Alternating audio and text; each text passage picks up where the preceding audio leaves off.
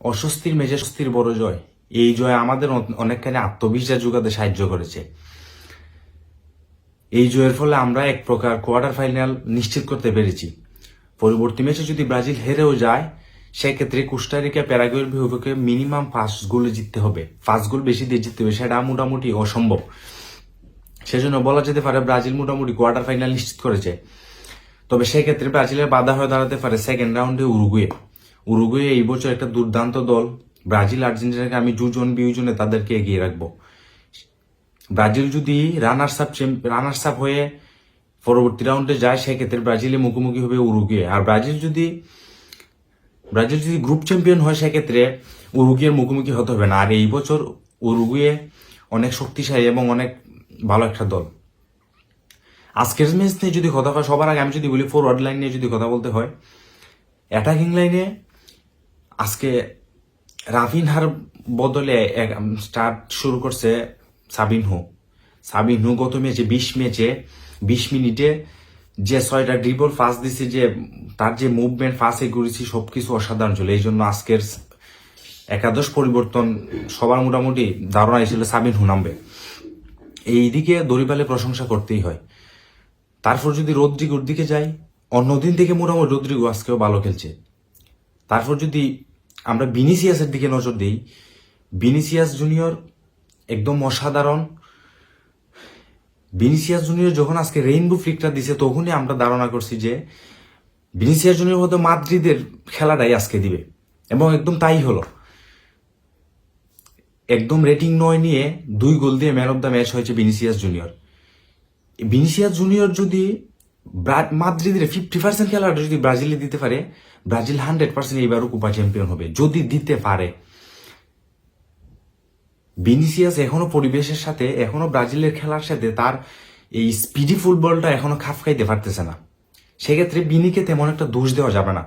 মাদ্রিদে আমরা দেখি সবসময় স্পিডি ফুটবল হয়, অ্যাটাকিং খেলা হয়, যার কারণে ভিনিসিয়াস বেশি সফলতা পায়।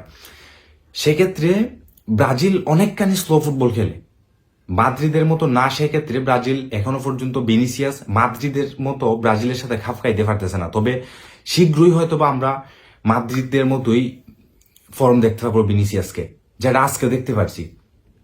ভিনিসিয়াস জুনিয়র আজকে একদম মাদ্রিদ মোড়ে খেলছে। বলটা পাওয়ারফুলই, যে একটা ক্রসিং, যে একটা মুভমেন্ট, এক কথায় অসাধারণ।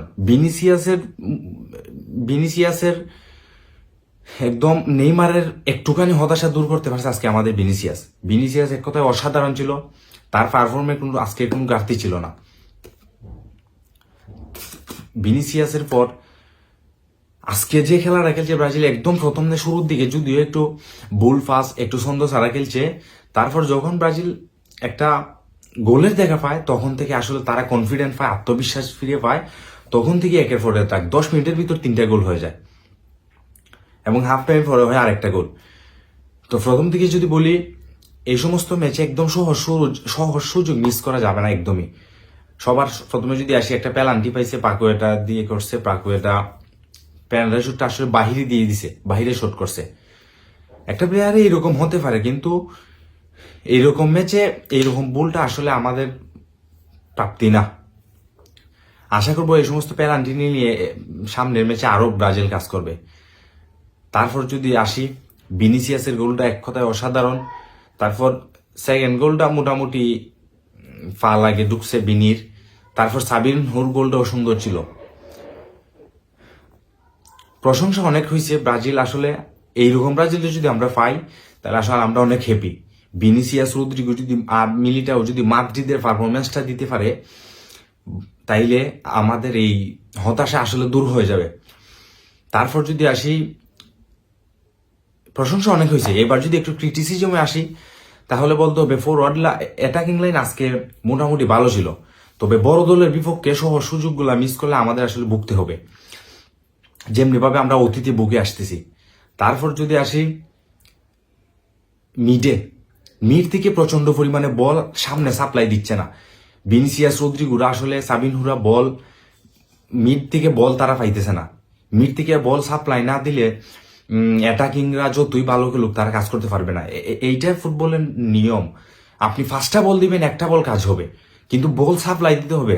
সেক্ষেত্রে মিড অনেকটা গতকালকে থেকে গত ম্যাচ থেকে আজকের ম্যাচে অনেকটা দুর্বল ছিল মিড ব্রাজিলের। তারপর যদি ডিফেন্স লাইনে যাই, ডিফেন্স লাইনে ছোট দলগুলার ফিনিশিং নাই বিদায় আজকে গোল হয় নাই, কিন্তু বল যখন তখন ঢুকে পড়ছে। ব্রাজিলে যতগুলা অনশট নিছে প্রায় সমান অনশট নিছে প্যারাগুয়ে। প্যারাগুয়ের ভালো ফিনিশার নাই বিদায় আজকে গোল হয় নাই। যদি ভালো ফিনিশার হইতো তাহলে অবশ্যই হয়তো বা আজকের এই সুযোগগুলো কাজে লাগতো। ডিফেন্স লাইনে দরিবালকে আরো অনেক প্রচুর কাজ করতে হবে, মিডে অনেক প্রচুর কাজ করতে হবে। আর এই বুল পাসের খেলাটা এটা আসলে একদম বিরক্তিকর। বুল পাস থেকে বেরিয়ে আসতে হবে। পাস বারবার এইরকম বুল পাস দিলে নিজের বলগুলা নিয়ে নিতেছে অন্য দলে, সেক্ষেত্রে আসলে আমাদের প্রচন্ড ভুগতে হবে সামনের ম্যাচগুলোতে। আমাদের সামনে ম্যাচ কলম্বিয়ার সাথে। প্যারাগুয়ে থেকে কলম্বিয়া অনেকখানি শক্তিশালী, এটা ধরাই যায়। আজকে কোস্টারিকার বিপক্ষে কলম্বিয়া 3-0 গোলে জিতছে। আমাদের গ্রুপে এখন পর্যন্ত ব্রাজিল আছে রানার্স আপ আর এবং চ্যাম্পিয়ন আছে কলম্বিয়া। নেক্সট ম্যাচে যদি ব্রাজিল জয় পায় সেক্ষেত্রে গ্রুপ চ্যাম্পিয়ন হলে কোয়ার্টার ফাইনালে একজন একটু দুর্বল দল পাবে। আর যদি ব্রাজিল পরবর্তী ম্যাচে ড্র কিংবা হারে সেক্ষেত্রে ব্রাজিল কোয়ার্টার ফাইনালে উরুগুয়ের সম্মুখীন হবে। সেক্ষেত্রে ব্রাজিলের জন্য অনেকখানি ভয় কাজ করবে। উরুগুয়ে এই বছর দুর্দান্ত দল। মোট কথায় আজকের খেলায় ব্রাজিলের খেলায় মোটামুটি স্যাটিসফাইড।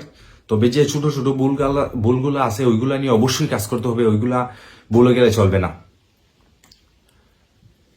তারপর যদি আসি, সবার আগে আমার বারবার মাথায় আসতে ভিনিসিয়াস একদম মাদ্রিদ মুড়ে খেলছে, অসাধারণ। এইভাবে সবাই একসাথে জ্বলে উঠলে হয়তো বা আবারও ব্রাজিলের সুদিন আসবে। তবে ব্রাজিল ফিরবে। ব্রাজিল শুধু ফিরবেই না, ব্রাজিল ফিরবে লাতিন ফুটবলের আদি সৌন্দর্য নিয়ে। ভিনিসিয়াসও ফিরবে মাদ্রিদ মুড়ে, শুধু একটু সময় লাগবে। Best of luck Brazil.